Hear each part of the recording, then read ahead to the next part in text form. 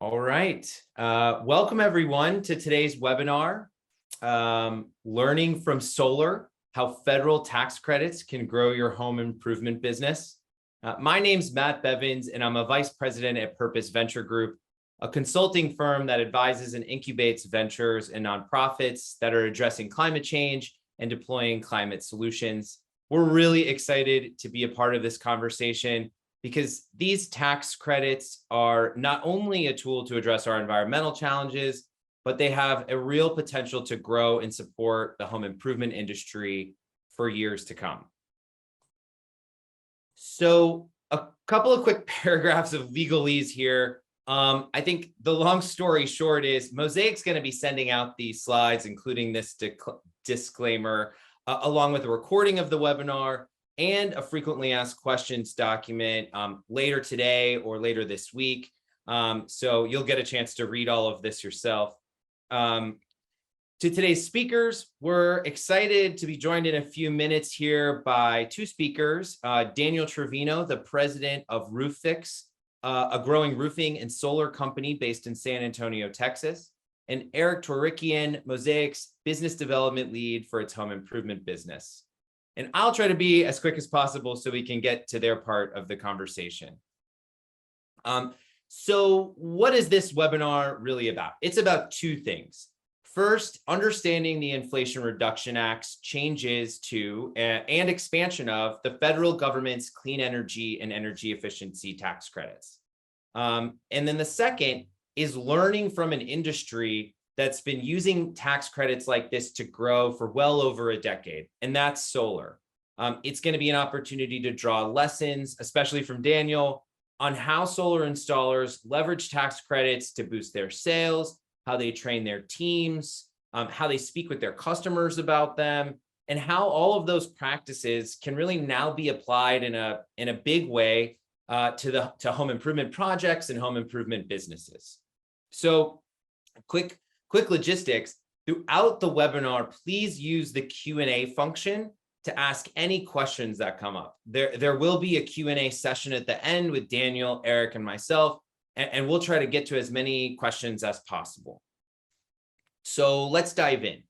So starting with the Inflation Reduction Act, or the IRA, as it's sometimes referred to.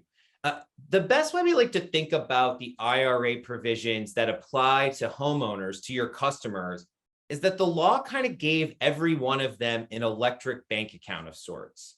And when we say electric bank account, we're talking about the tax credits and soon the rebates that the law has available for every homeowner in America. And these amounts can be significant. They can add up to significant savings for people.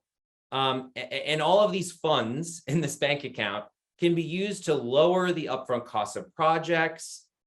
They can lower annual energy bills.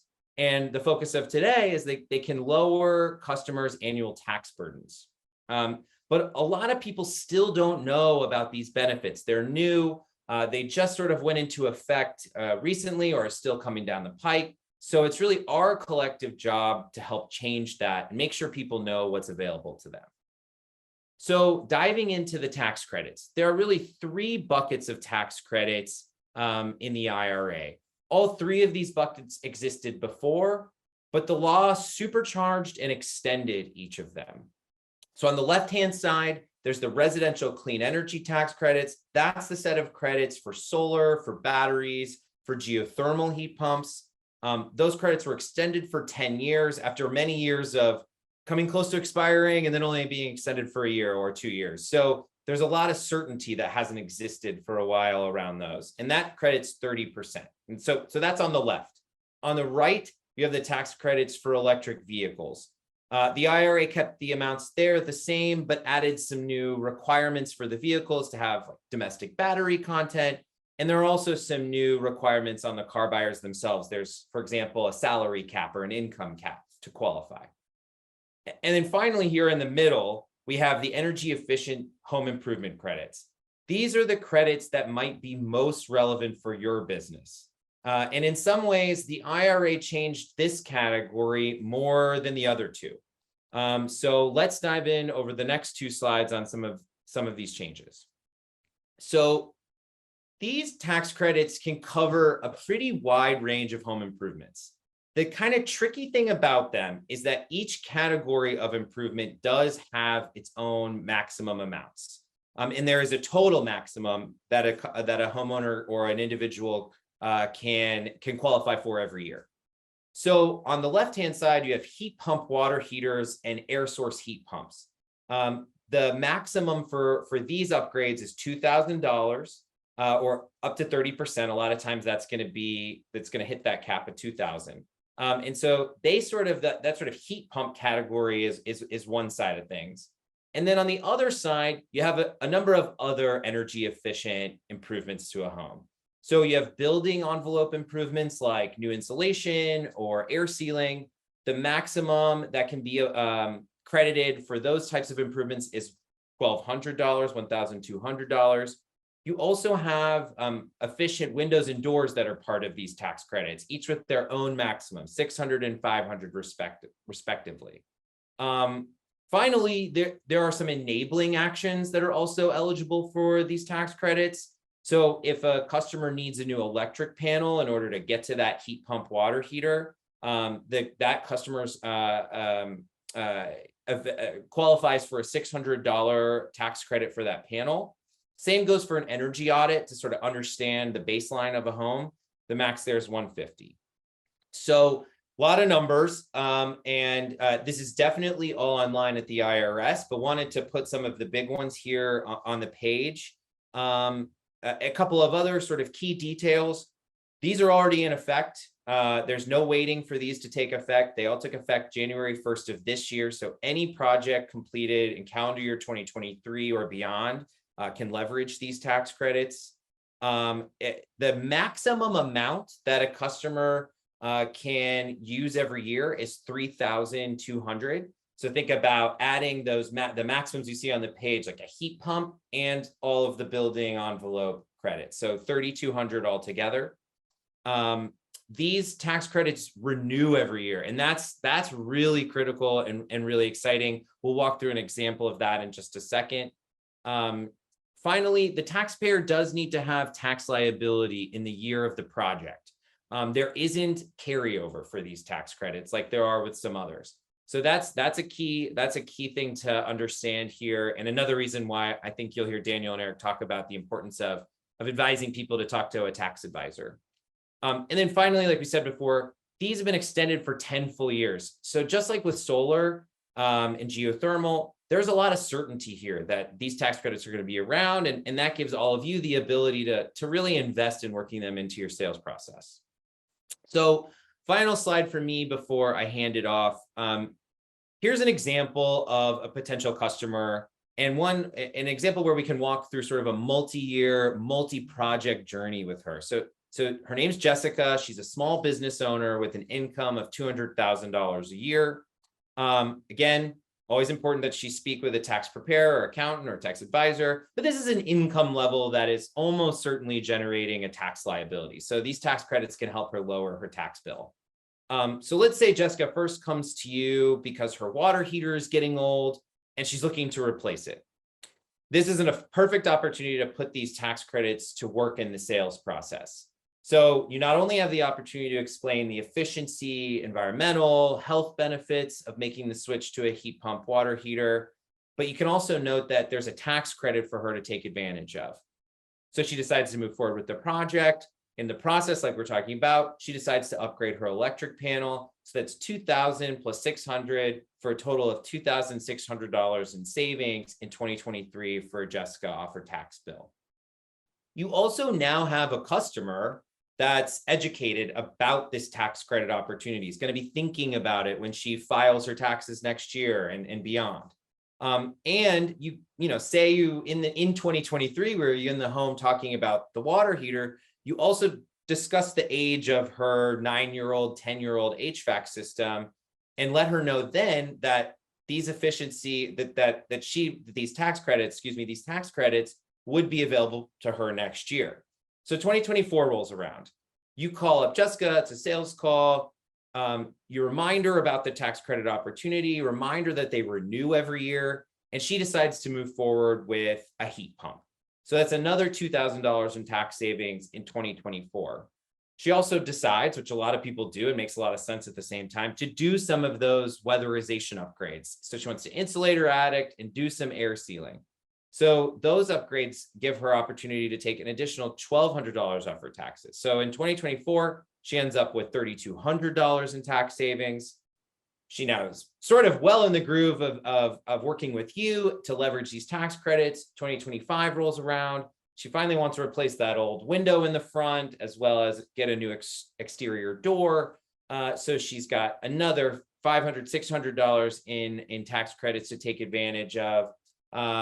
Plus, she decides, hey, I've got all these new electric appliances in my house. I want to go solar. I want to try to cut the cord as much as possible from my electric utility. So Jessica in 2025 has really set herself up for really a almost full electric home.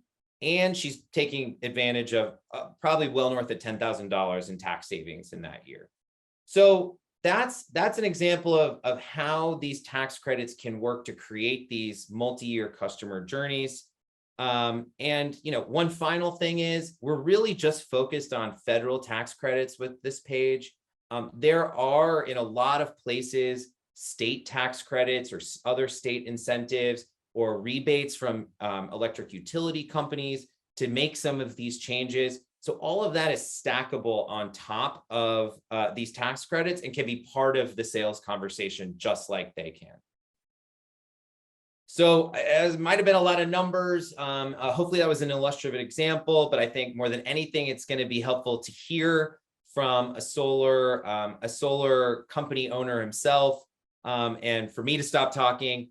One quick reminder before I hand it off: please continue to put your questions in the Q&A, and we will be able to get to as many of them as possible at the end of the webinar.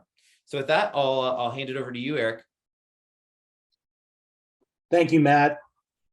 That was a great opening. That last slide was quite compelling. Because as consumers, we always hear, oh, you can save this much money, or you can save 30% or 20%. But when you really put the numbers down on the page, it is quite compelling. So thanks for doing that.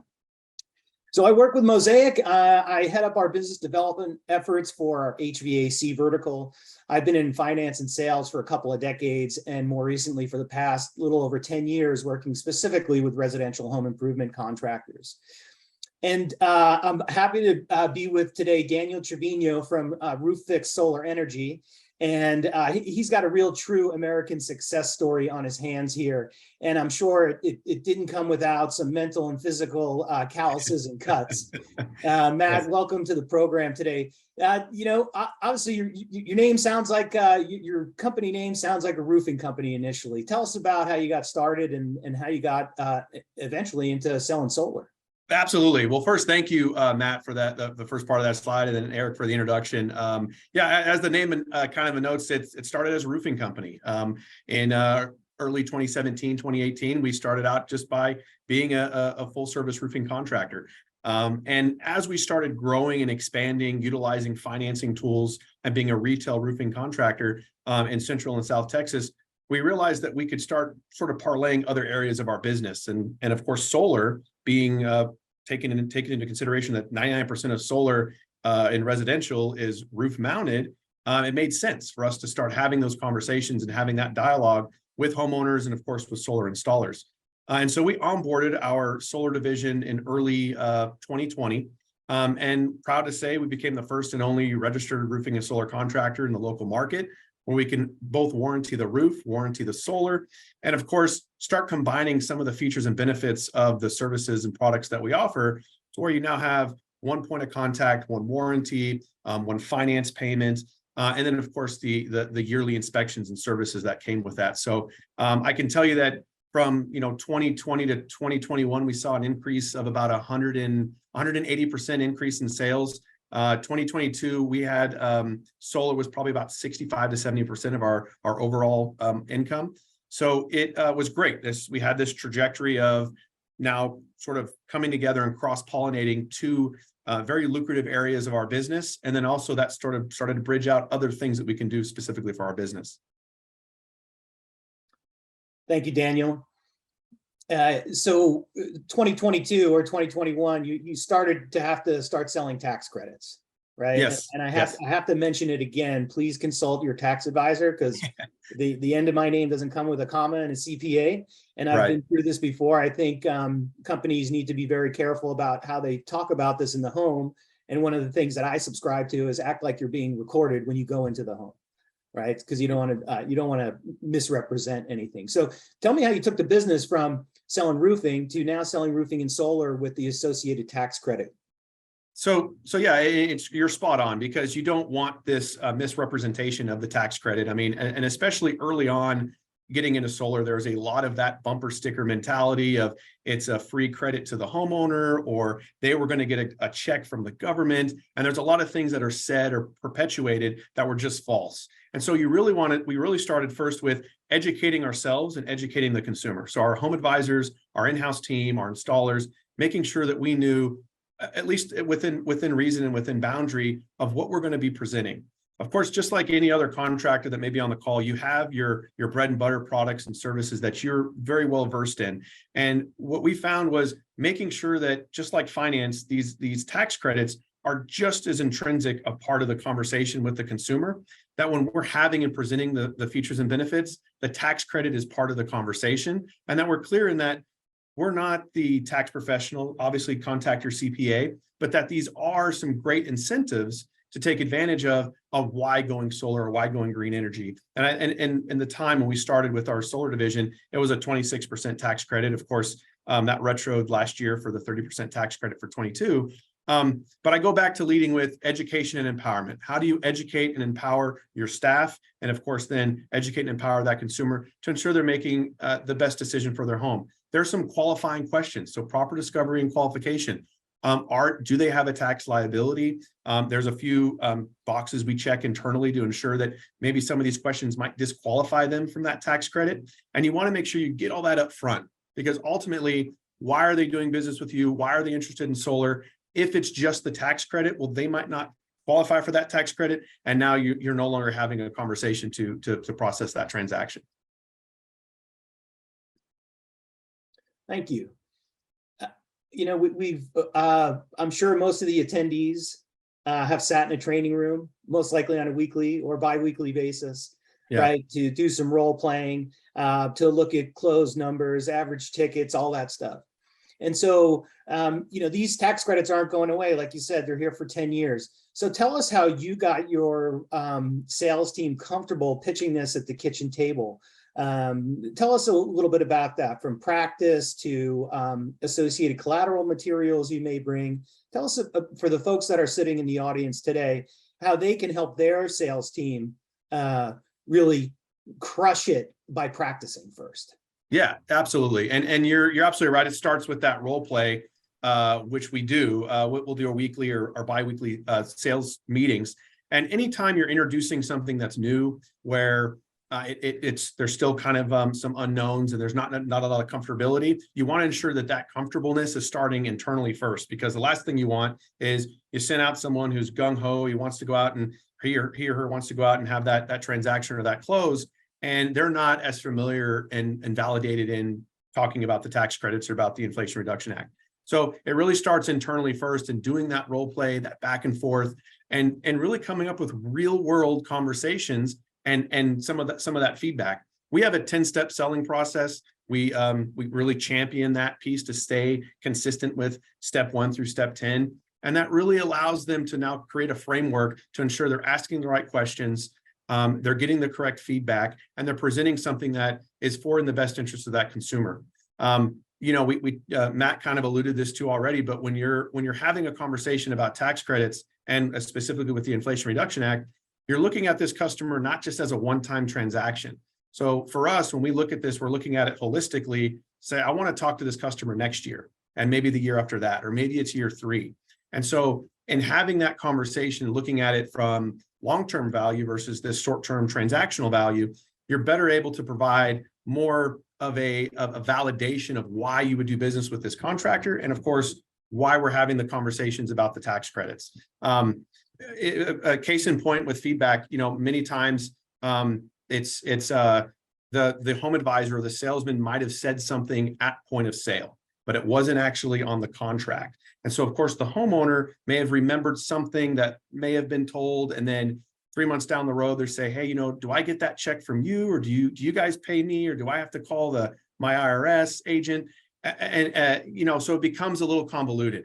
As clear as possible to ensure you have stuff written in your contract, ourselves included. You have something in there about the ITC tax credits, making sure that we are the professional, that you need to advise a tax professional or a CPA, but ultimately focusing on the benefits and the reasons why this can be a benefit for them as a homeowner.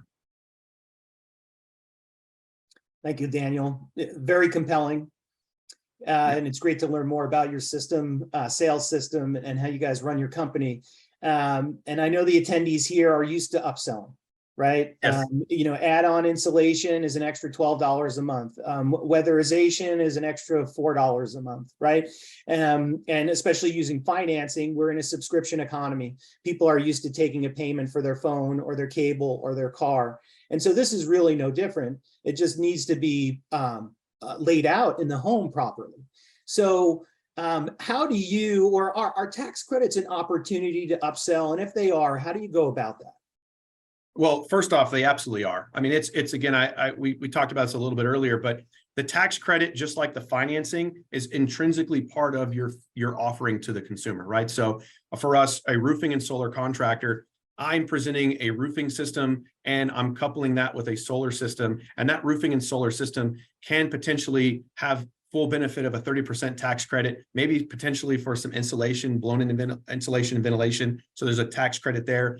And then, of course, I'm leveraging a finance product that I'm now having a conversation about a monthly payment rather than your $15,000 roof. It's for $17 more a month. We're going to add your roof for $4 more a month. We put water management, which we call gutters, and you're able to now start combining features and benefits.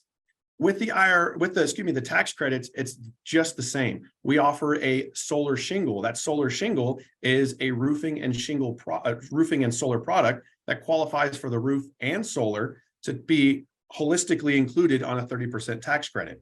So you're now able to maximize that consumer's tax credit if in fact they need their roof replaced. And now you're again having an upsell to where I can add that backup battery, the generator, because I'm including the finance conversation in every single transaction we're having. We talk about this quite a bit in our sales meetings. You attract what you project. And if we're going to project the type of quality, long-term sustainable value and service, you're also wanting to ensure that financing and tax credits are part of your features and benefits. It's not just the roof and how great it looks, or the solar panels and how great it looks. It's the service after the sale. It's ensuring that you have your customer service and your customer-focused approach built into everything you're doing and having those conversations. When we talk about the upsells for the Inflation Reduction Act and the tax credits, a 30% tax credit is huge. There are customers who strictly go solar strictly because of that 30% tax credit, right? Because it's not even about going green. It's about the tax liabilities they have and what they can do to save. And you leverage that with lowering their utility bill, increasing the value of their home, because now, case in point, we had an example about Jessica. So if Jessica decides to purchase a new roof and have solar, she now has a tax credit of 30% on an entire purchase, but she's also now increased the value of her home. She's lowered her utility bill. And that doesn't take into account any of the equity that she's building into that moving forward. So you're wanting to, again, try to build all that into what you're presenting to the consumer. It's not just about the roof or the solar or the HVAC or heat pump that you're selling. It's also about all of the intricacies holistically that are looking at more of a home performance contractor and turning that home into a performance asset long-term. Thank you, Daniel. That's a pretty good segue into our next question, but you brought up pretty compelling arguments for offering payments, right? Because I know for a fact that when I'm offered a payment, I buy 25% more stuff. Yeah. I know from the companies that I train that when they use financing, they close at a higher rate, right? And the cost of losing a deal is insanely expensive, right? Yes. So it's the 3 F's: fit, functionality, and finance, right? Is the project the right fit? for the customer, or did they just have you over because they're lonely? Is it functional for the family, right? Does it fill a need? And then the last one is finance. How affordable can this be for me now that I'm staring at my single pane windows or looking at my drywall rotting because I have a leak in my roof, right? So really important. So that brings me to our last question is, how did you, or how does one evaluate to partner with the right finance company? Because there are a bunch out there. There are. And I'm curious from the president's perspective, what are you looking at? Or what do you want? Yeah, I think so. Finance, we led finance even on roofing prior to us being in the solar division. We financed more roofs in South Texas than any other roofing contractor through Green Sky. And then we partnered up with Mosaic getting into solar. And really in the beginning with Mosaic, they sort of onboarded us and started presenting these features and benefits of how we can leverage not just the tax credits, but also the payment plans and options that were available. And if you have a team who is confident and can validate why finance works for them and for the homeowner, then it wins every single time. When we look at partnering with a finance company, it really starts with, what is their back end and their customer service? My team works here daily with the Mosaic team and their customer support team, and ensuring that there's this shared responsibility to ensure that the end user, the homeowner, is getting the best service. And vice versa with Mosaic, they're making sure that us as a partner is getting the best service to ensure that we can transition something moving forward. At the end of the day, the finance is a product that you're offering to a customer. Just like you're offering this great AC unit or this great solar panel, you're offering this finance product. And you have to believe and love that finance product that you're putting in front of the consumer, because you're now able to provide them a service that maybe another contractor hasn't provided or just isn't set up to provide yet because they're not prepared for that confidence. And so when you can go to a homeowner and say, I can defer your payments for 18 months, we're going to have a brand new roof and solar system with gutter and water management on your home, and we're going to have this completed in the next 3 months, and you won't have anything to pay in 18 months. And oh, by the way, because you invested in this, you're getting this tax credit, and the assumed increased value of your home because of this increase is $20,000. So you start building all this value. And now by the time they made their first payment on 18 months deferred, they've already realized the equity in their home, the lowered utility bill costs, and they've already been able to fulfill your services, right? We're going out, cleaning those panels, doing yearly checkups and cleanings. And you now have another area to go back in and talk to them about. Maybe it's windows, maybe it's blown-in insulation. And this is what I really love about the Inflation Reduction Act, and hopefully a lot of contractors pick this up, is you're looking at long-term sustainable value. And so when you're able to offer finance to consumers, you now can start putting together and parlaying a plan for that homeowner long-term, rather than just a single transactional piece. We're able to now say, look, this year we're going to do this project, next year we're doing this project. And when you become the professional and can validate all of their reasons why they want to develop continue in their home improvement, you now are the point of contact. You've eliminated your competition. You've eliminated where else they might have to go shop around, because you're the authority. So in finance, I'll circle back to this. In finance, it really is, you have to believe it just as much as you believe in any other product you have, and that you present that going forward, right? Again, that attraction and projection.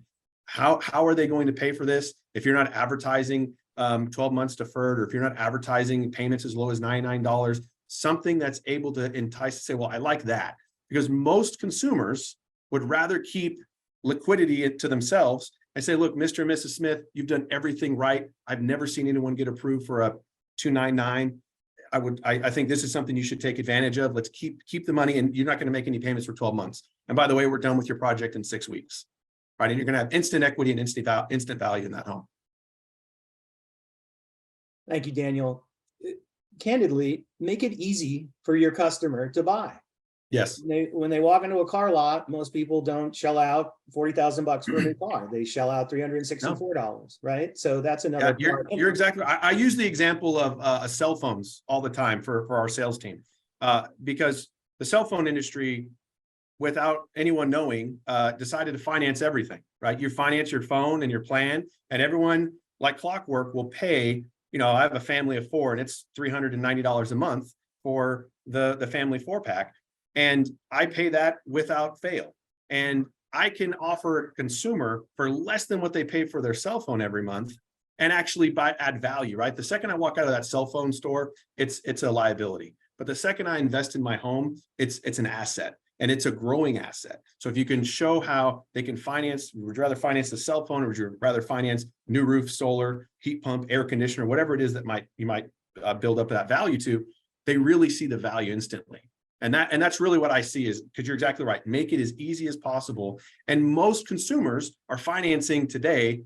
I mean, I think I just read the article about pay now, buy later for Amazon shopping right now. That's another big ticket. So all of that is happening in the ether of commerce today. Daniel Trevino, president of Roof Fix Solar Energy. It was awesome talking with you today. Likewise, Eric. Thank you. You're welcome. You're running a great business, and thanks for bestowing the knowledge on our attendees today. I'll hand it back over to Matt. Matt, if you could see if there's any questions in the Q&A box. Yes, yeah, we do have a couple of questions. And I think you're making a lot of us think differently about our cell phone bills now, Daniel. You're right about that. So yeah, a couple of questions in this vein for you, Daniel. So you mentioned training your sales team. So a couple of questions around how you did that, how you thought about that. Did you sort of come up with your own training or leverage other resources? How can people think about doing something like that for their own businesses? Absolutely. So there were some internal resources through Mosaic, Rewire America. Obviously, when that was shared, we partnered up really quickly there and started really going down the list of the frequently asked questions that are online. We partnered with Pearl. We're a Pearl certified contractor as well, and Pearl also has some great features and benefits in their IRA, and I've attended some of their webinars too. Again, it's on that holistic home performance approach. And that's really where it started first, was understanding, what does this mean for me as a contractor? And then of course, what does it mean for me as a homeowner? And how do we leverage and sort of close that gap? Because anytime there's something new like this that occurs, again, I say this already, but this bumper sticker mentality of, oh, it's free, or you one of 7 zip codes and you're going to get this. We wanted to kind of cut through that and really lead with the validation of that. We back this up through education, and we're going to lead with that first. So it sets us apart from the gimmicky that can exist within the market space. That's really great. That makes a lot of sense. Sort of using some of these more like these respected, maybe known third parties to really help you make your case with the customer. That's exactly and then right. Internalizing that. Yeah, because so real quick, you take that, and then how do you parlay that into what you're currently offering, right? We already have language around the 30% tax credit, and now that there's other credits around installation of windows, well, how do we parlay that into our presentations, and what can we talk with confidence about and building that in so that it just becomes second nature? And then as the IRA becomes more robust and as things start to trickle down, you're now having those conversations, but creating a slide where you would have all your local and state incentives that are available. That's a huge tool for us, because then what we're able to do now is just sort of go down the box and check, is this utility offering a rebate for solar? There's utilities that offer rebates for blown-in insulation and radiant barrier. There's things that consumers might not even know. And so you want to, again, do that research. And then that way, when you're presenting at a place of authority, and it's not guesswork. It's not like just something that may or may not happen. That's great. That's great. And one additional question that we have that kind of picks up on something you were just saying about insulation, maybe, is some of the upgrades that these tax credits cover, they do come with higher upfront costs than maybe what's the replacement for what's already in the house, or maybe what a customer has in mind. So how do you sort of make that that total cost of ownership argument to or pitch to the customer? Like how do you bring in energy savings? There's a couple of questions that sort of Sure. around that. Well, so it really starts, it's relative to the cost of the energy cost, right? So the utility company, electric company, if they're paying, let's just say it's 15 cents a kilowatt hour, and that is statistically going up 3 to 5% year over year. So you have this trajectory of increased energy costs. So you really, in any segment of a home improvement, it's going to start with the home efficiency first. When we look at, for our home advisors, we start with reduce and then produce. Right. So when we say reduce, it's the blown in insulation, it's radiant barrier, it's proper ventilation in the attic spaces. Maybe it's solar screens, maybe it's replacement windows. You can build a lot of value around that and drastically reduce a homeowner's energy bill before you even put solar on the roof. And unfortunately, specifically to solar, there was a lot of this just hurry up and get a bunch of solar panels on someone's roof. And there really wasn't taken into consideration, hey, how do we make this home more efficient first? I mean, any home built, I think, prior to 2005 in energy energy and efficiency is like having a brand new home built today with the front door wide open. Right. So there's that much air that's being lost out for a home that's over 20 years old. So the first thing you want to do is, if I walk up to a brand new house and it's missing the front door, I'm not talking about solar. I'm talking about how do I stop this air gap first? And then I'm building a system that's looking out for long-term sustainable value for them. And you partner this with finance. It really is hip to finance on lowering a monthly payment or creating a consistent monthly payment. Because now maybe they're investing in that insulation. It's a new roof and it's solar. And that payment is, just to say, $200 a month. Their utility bill currently is $150. And so there's a $50 spread between the two. However, you have a brand new roof and solar, and you put some water management on their home, you've increased the value of their home, and they now have a consistent payment month over month, year over year, and they've sort of bridged that gap of the increased energy costs that are continuing to happen. That makes a ton of sense. Well, I think that's pretty much the questions that we have. Eric, do you want to help close us out here at the end of this webinar? Thank you, Matt. Yes, as a reminder that this webinar will be available, the recording will be available later this afternoon, and we'll get you an email for the registrants. The takeaways from this are a couple of things. Number one is create a multi-year, multi-measure customer journey. We talked about it. These are here to stay, these tax credits, and they're here for the next 10 years. So work within your company from the top down on how you are going to institutionalize this into your sales process. We've talked about quantifying the benefits. It's very important. Actually, just don't say 30%. Actually do the calculations and show them. Remember, though, is that our overarching theme is don't make any representations or warranties about tax credit harvesting. We don't know the tax situation. We don't know the income. That's probably not something that you want to talk about in the home, because that will just complicate your sales process. Training. Change your collateral materials. Leverage stuff that is off of content that is off of IRS website. Okay, because ultimately your competitors in your market are going to be doing this.